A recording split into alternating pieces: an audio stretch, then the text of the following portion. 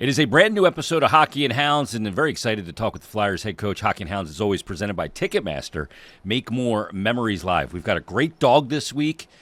Torch, you're down in Sunrise, Florida, coming off a win over the Tampa Bay Lightning. Got the beach in the background. A little yoga on the beach this morning after that W? No. Simple answer. No. I'm going to need you to get a little more wordy in this episode than that, but I digress. Coming off the win, sometimes Torch, a win is one of 82 games. It means the same in the standings, but some wins mean more because of the way you do it and what you're going through as a team at that time. Is that how you feel about the Tampa win?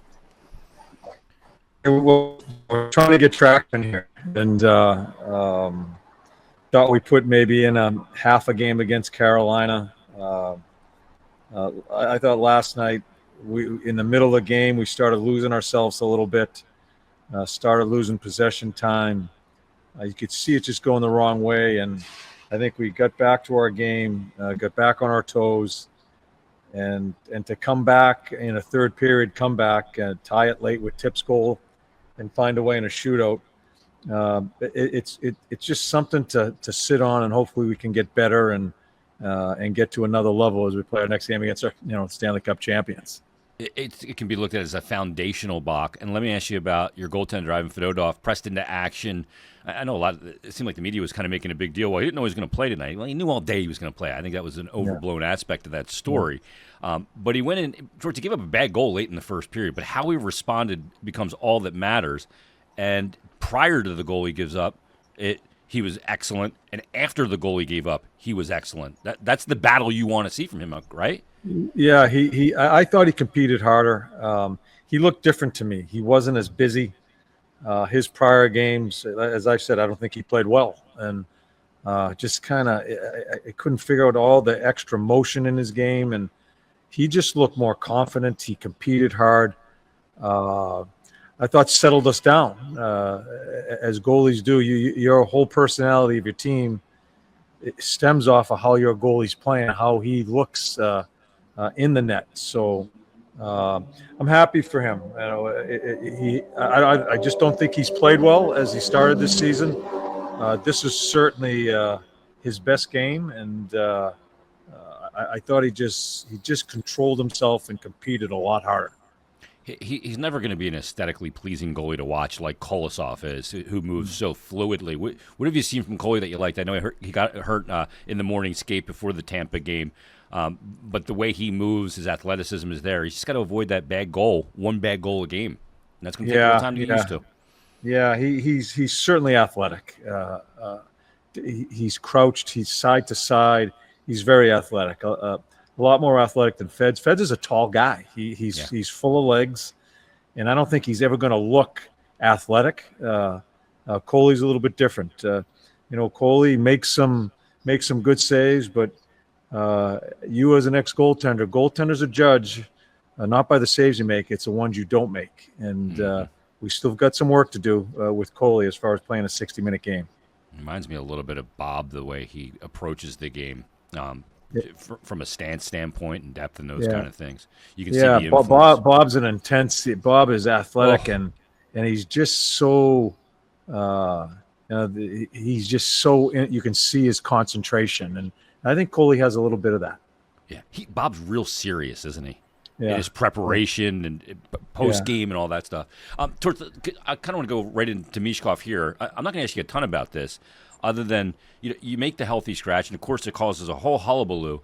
And there's a lot of people that go, well, you just got to play through it. Well, this guy's never played 4 games in 6 days, 5 games in 7 days against the biggest, strongest, fastest, best players on the planet. Sometimes you just take a step back. You can take steps forward in doing that. Yes, he it has been a struggle for him a little bit here. We knew we were going to be doing this. As I said, and I'm not going to get involved in too much information, but it's the process of a young man. He's 19. He's 19 goddamn years old, and we're going to try to do this the right way. We're going to try to get him in situations where he can succeed and continue to grow as a player. I'm not interested in the social media and what they think, quite honestly. Yep. I'm concerned about the player. I'm concerned about the hockey team. And everything we do, every decision we make, we are making it under the umbrella of what's best for the player and the team. Long term as well, and that's the Yes. big element. You don't want to overwhelm a guy at 19 years old because it's easy to do that in this league. Torts, let me ask you about the penalty kill. Your penalty kill last year was very good. It was probably the best element of your team overall last year, other than just to compete. And you don't know if that's going to travel year to year. You have no clue if that's going to be something that you can pick right back up on. Well, you have, and then some. Because your penalty kill has been absolutely excellent in the structure, the compete level, the will, all of that stuff. Has it surprised you in any way of how it's picked up right where it left off last year? Maybe gotten even a little stronger? No. Because I think that's a little bit of the mentality of our through our lineup, right on through our game, as far as how these penalty killers going about it. I think there's a bit of a pride mindset here as far as how they block shots, how disciplined they are, how aggressive they are offensively when they have an opportunity. I'd like to see it kind of drip into the rest of our team as far as our mental approach. I think Bradshaw, who has been with me now, 7 or 8 years, as I say, whenever I mention Shaw, he's one of the brightest minds in the game. The amount of work and just what these guys need to be thinking about, I just think he does a terrific job. So it kind of takes off. It's a special team that you can. It's not like a skilled special team. It's a where you're going to come through a special team, so you can get a really tough mindset and grow that way with the penalty killing unit. And those guys on a PK group can bond together very tightly. Oh yeah, that's one of those great elements of it. It's been one of the perplexing things for me is how good and structurally you guys have been 5-on-4 against, but then you throw that fifth player out there to help you defend, and sometimes it's gotten a little messy. Yes, it does. We still got a little bit of work to do with that. Yeah, well, that's going to be a key going forward, and being able to score a little bit more as well. Let's get to our dog this week. We got an absolute beauty. I'm heartbroken on what this dog went through in just 11 months of age. This dog's name is Ang. It looks like Ange, but it's Ang, like that rhymes with bang, and comes to us courtesy of the PSPCA. Ang is 11 months old, pit bull mix, only 49 pounds. Ang was found on the street in the city by a Good Samaritan. Again, a Good Samaritan stepping up. 2 stab wounds to this dog. Was rushed to the PSPCA, got emergent surgery, and is now doing well. And this is a young pup. Look, we had Chessie that's a bit of an older pup and a different maybe person to take that dog on. Ang's a younger pup. There's still some training that can be done here. But let's get the video of Ang up here because you got to see this dog in action. And look at this absolute great muscles, great head, and the tail going already. Oh, wow. She actually looks really good, doesn't she? Fit, right? Yeah. Stabbed twice. Unbelievable, right? Oh, God. Oh, she's beautiful. Yeah. Now, this is one that I could see ending up on the old Tortorella farm. She's just a pup, too, 11 months. Yep. Needs to be a single dog owner. Jason, is that what we're looking at here? Needs to have her own home. Yeah, and look, Ang needs to develop some manners still too. She's got that energy, wants to jump up. She's a puppy. Yeah, look, that happens. I love when dogs do that personally. Yeah, dog gets up on the kitchen island with you, you know. But Ang is a dog that we've got to find a home for. We're still looking for a home for Chessie, so you can see her on the Hockey and Hounds website. We've gotten a couple other dogs adopted already this season. But Ang got a couple scars, but I think Ang looks fantastic. And I know you love the markings on this dog. Yes, she's beautiful. I like to meet the people that found her and did the due diligence of saving this dog's life. Oh, she's fantastic. Yeah, another great message. You bring up a great point, Torts. If somebody sees a dog being neglected or harmed, step in. Be that Good Samaritan that saves that dog. Because you can call the PSPCA or pause, and we'll get the dog in the right hands. And look at her jumping. Good jump. Good leaps on the dog, huh? She got a good belly, like tucked-in belly. It's a puppy, so she's not carrying any extra lbs at this point. So we'd love to get Ang a home and as quickly as possible. Again, Ang is open to meeting older kids and should be the only pet in the home.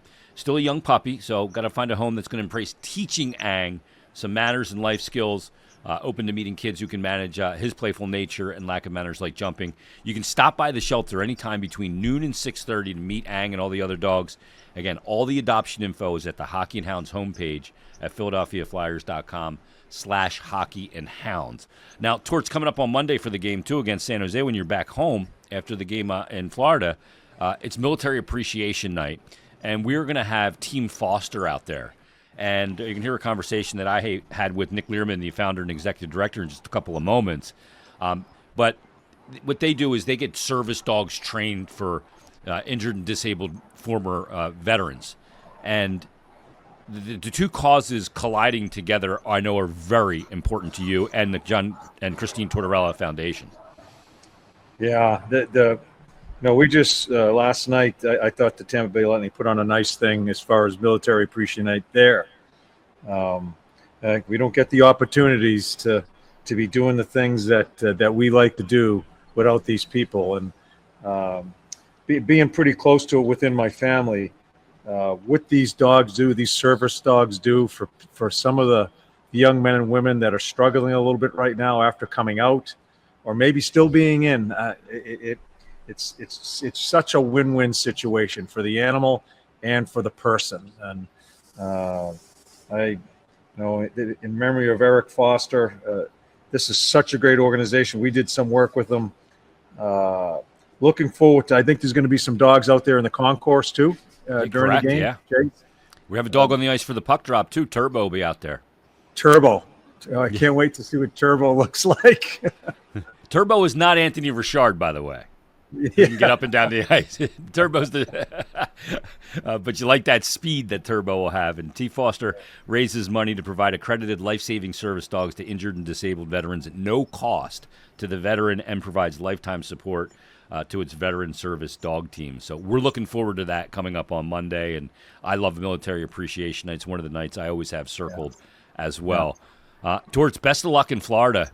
With the Panthers to wrap up this trip with a positive note and get back home. Then you have a next 7 of 9 at home. Did you get to have a word with Cam Atkinson, who you coached many years down there in Tampa? I didn't see him. I know we texted the day before.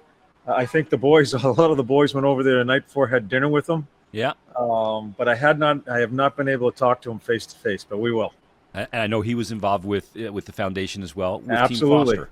Yes, with Team Foster. Yeah. Cam's a good man.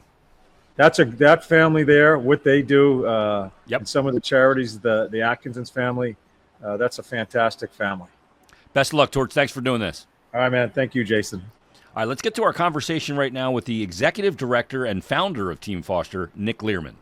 It is an extended edition of Hockey and Hounds brought to you by Ticketmaster. Make more memories live. Very happy to have joining us right now from Team Foster, the founder and executive director, Nick Learman, joins us. And I'm so interested in so many elements of Team Foster, because everybody knows that watches Hockey and Hounds, listens to me and Torch go on and try and get dogs adopted, how much we have an affinity for the animals and love saving animals. But it's also the help they can provide to people. Animals and dogs are great therapy for people and soldiers in particular. Nick, thanks for joining us. What got you into this? Well, one, thanks for having me. I'm excited to be here. And I know from talking to Torts what a big animal guy he is. And military. Right? Yeah. Father of a proud Army vet, if I'm not mistaken. Correct. So I think what got me into this, so we're called Team Foster because the organization is named after my friend, Captain Eric Foster, after he was killed in action. To make a very long story short, he was a massive influence on me and changed the entire trajectory of my life in such a positive way at a pretty young age when we were both cadets. So unfortunately, Eric was killed in action on his second tour in Iraq in August of 2007. And so that's the inspiration for the organization, and the way we sort of capture his legacy of pushing himself and of being a great teammate is by raising money to provide accredited life-saving service dogs for injured and disabled veterans. And that's a key part of it too. All of the Team Foster's training partners are accredited by Assistance Dog International, ADI, which is the gold standard in service dog training. Just how much training do these dogs take on to ultimately be able to provide such quality care and assistance to veterans and wounded veterans. Yeah, it's such an interesting thing, right? So we always it's such an easy pitch, dogs and veterans, and that'll snag, like 90% of the population. But really, where I think we provide value to when we're talking about it is helping people understand that these aren't pets. They're not emotional support animals. It's not something that you can, if you want to do it the right way, that you're just going to be able to walk down to the local trainer and say, hey, I want a service dog. Down the flip side of that is there's very little regulation and very little oversight of the service dog industry. So a big piece of what we're doing is trying to educate people about what it takes to be a service dog and what they're actually capable of doing and what they are doing out in public, in the wild, so to speak. So that's a long way of answering your question to say it takes 2 years to train a service dog from birth until they're ready to partner with their veteran. Wow. And over that process, there's multiple stages, and the training starts immediately. So these dogs are born and bred to be service dogs, and they start training the minute they exit the womb. So whether it's surface contacts, wearing certain types of collars, name recognition, all of that starts immediately.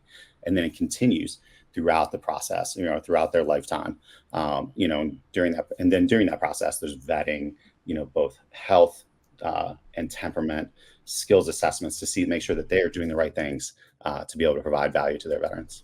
Are there any particular breeds that fit the bill more than others, and is that also maybe what service they're providing dependent on?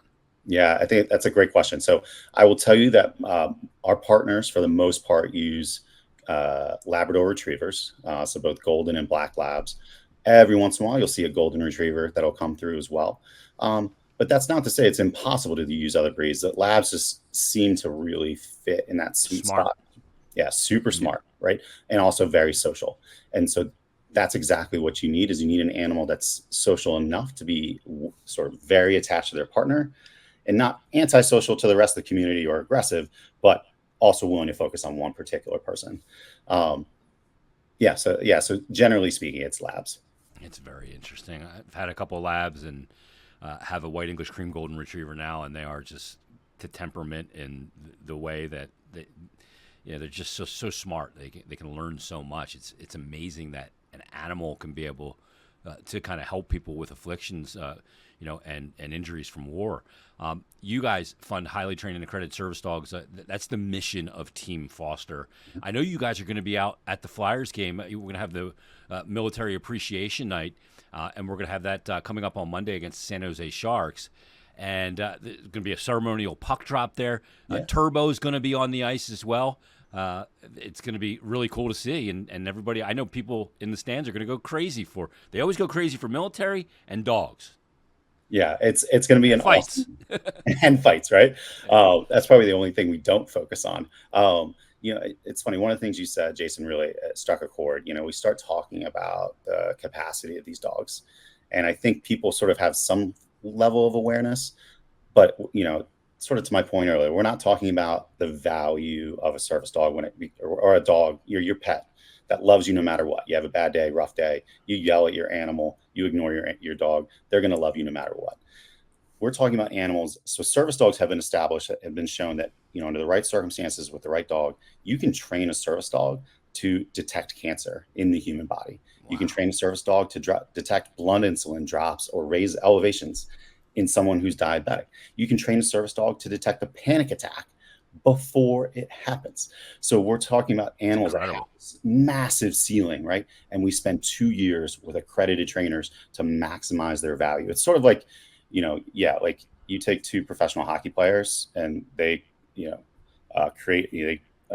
one of them gets pregnant. Now that kid's probably gonna be inclined to play hockey and play well, but now you put him in the right system, right? You start putting him in the junior leagues and give all the proper training that you really position that person to be the best hockey player ever. And that's exactly what these service dogs are doing. And we're super excited, for Monday to bring out one of our newest additions. So Sergeant Chilcote, Josh Chilcote was coming out. He's an Army vet. He's coming out with he literally just got partnered with his service dog Turbo. They just went through the last phase of training, like 2 weeks ago. And he's going to come out and they're going to drop the puck. Josh is also a member of the Flyers Warriors, which I know this player always very familiar with. He has an incredible story. He's also just one of the nicest people I've ever met. And it's a really exciting opportunity for him, for his family, and of course, for our organization. The partnership began back in 2023 when the John and Christine Tortorella Foundation, along with Cam Atkinson as well, who has since moved on, actually is going to be a member of the Tampa Bay Lightning now, and Flyers Charities and Flyers Alumni, and donated $30,000 to help provide a member of Flyers Warriors with a service dog, and that member. Some members still looking for their match, but we're going to be cheering Josh on come Monday and Turbo on the ice as well. What does it mean for you guys to be partnered with an organization, one of the big four of sports in the Philadelphia Flyers, and not only be partnered with them, Nick, but you know that the organization, the head coach, and everybody involved is all in on the cause? Yeah, and I think exactly what you said is that last piece, right? Like, we're always going to be grateful for companies in our community that support. We're always grateful for companies that write a check. Funding is such a massive piece of this. It's not cheap. It costs $30,000 plus to train one service dog properly for a vet.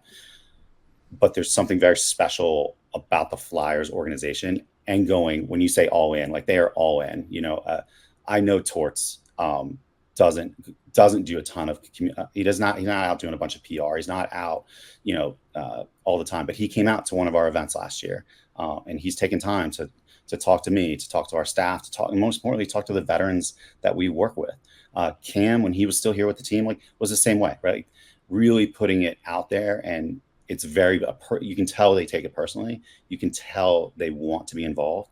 And then, oh, by the way, you've got Flyers Charities, you got the Flyers Alumni. So the alumni are actually, they've done a ton of stuff that we work with them very closely. They're donating their box for our veterans, their box for the veterans to use on Monday, which we're obviously super grateful for.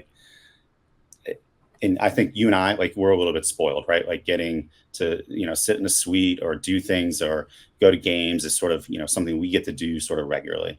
But you provide an opportunity like that for somebody like Josh, his wife, his kids, to come out and sit in a suite at the Wells Fargo Center to watch a hockey team he grew up loving. That's such an amazing opportunity. Oh, by the way, he gets to go out on the ice and drop the puck, which very few people get to do. Yeah. So it's just really neat opportunity. And it really does feel like a partnership and like a family working with the Flyers. You can tell when you talk to Torts about it that he's all in. You can just see, can see it in his eyes. 100%. There's just no denying it. Where can people get more information? Just on everything. Yep. So of course we're on the web, we're on social. So if you go to teamfoster.org, you can learn about, of course, our mission. You can meet some of the veterans that we supported, and of course learn about volunteer opportunities and donation opportunities. And then of course on social, our handle is We Are Team Foster on Facebook, Instagram, and LinkedIn. And then we also have a YouTube channel. Awesome. So great stuff there. Everybody go check that out. We're looking forward to Monday. It's going to be a great night. We're going to have Flyers Warriors out there. We're going to see Turbo on the ice, and it's going to be a lot of fun. I thank you for your service and everything you're doing post your military service as well. The work you're doing is just unbelievable, and we need more people that care. And you're one of those guys, Nick, and the foundation, Team Foster, which you've founded and now the executive director. I couldn't be more pleased to talk with you today. Thanks for doing this, and we'll see you on Monday at the game. Awesome. Looking forward to seeing you, Jason. Thank you so much for having me on. Looking forward to seeing everybody on Monday.